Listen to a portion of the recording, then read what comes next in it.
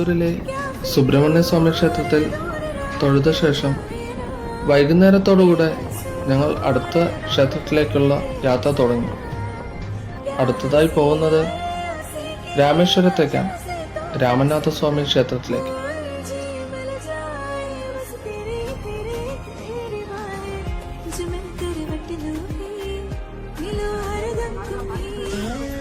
രാമേശ്വരം രാമനാഥസ്വാമി ക്ഷേത്രത്തിൽ കർക്കിടക വാവുബലി അതീവ പ്രാധാന്യമുള്ള ഒരു ചടങ്ങാണ്.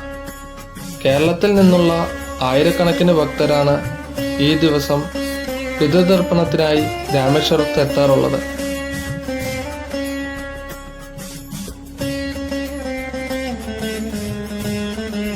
അഗ്നിതീർത്ഥം ബലിതർപ്പണത്തിന് മുന്നോടിയായി ഭക്തർ ക്ഷേത്രത്തിന് സമീപമുള്ള അഗ്നിതീർത്ഥം കടലിൽ മുങ്ങി പുണ്യസ്നാനം ചെയ്യുന്നു.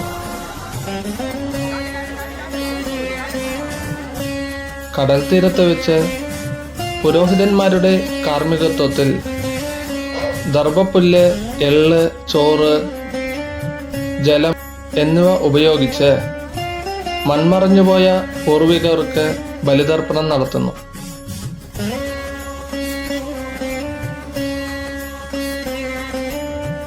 ദർപ്പണത്തിന് ശേഷം ക്ഷേത്രത്തിനകത്തുള്ള അതിപ്രസിദ്ധമായ 22 വിശുദ്ധ കിണറുകളിലെ തീർത്ഥജലം തലയിലൊഴിച്ച് ശുദ്ധി വരുത്തുന്നു.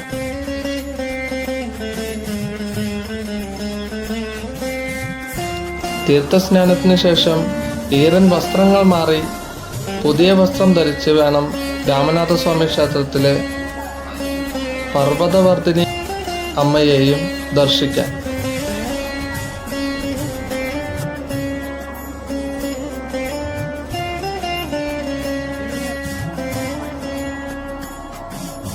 നനഞ്ഞ വസ്ത്രത്തോടെ ശ്രീകോവിൽ പ്രവേശിക്കാൻ അനുവാദമില്ല.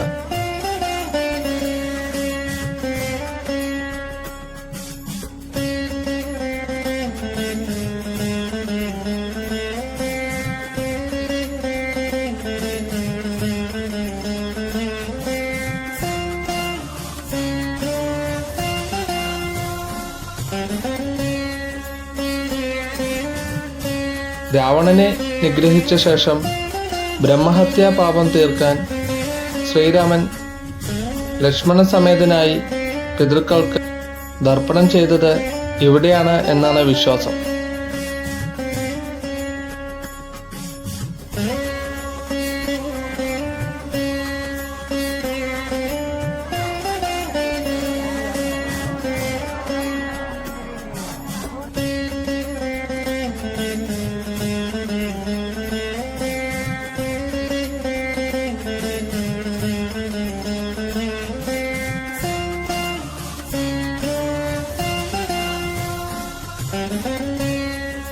കർക്കിടക അമാവാസി ദിവസം ഇവിടെ ദർപ്പണം നടത്തുന്നത് പിതൃക്കൾക്ക് ശാന്തിയും മോക്ഷം പ്രദാനം ചെയ്യുമെന്നും തലമുറകൾക്ക് ഐശ്വര്യവും നൽകുമെന്നും ഭക്തർ വിശ്വസിക്കുന്നു.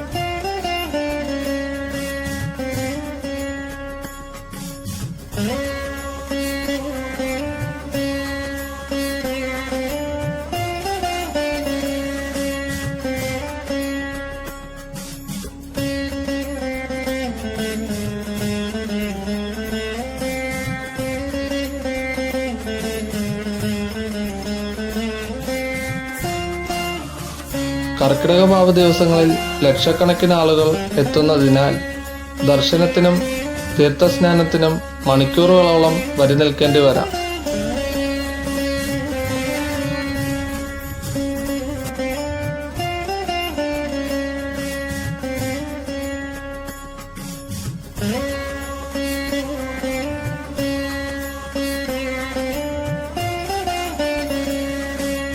കടലിലും 22 കിണറുകളിലും കുളിക്കേണ്ടതിനാൽ ചുരുങ്ങിയത് 2 സെറ്റ് അധിക വസ്ത്രങ്ങളെങ്കിലും കയ്യിൽ കരുതണം.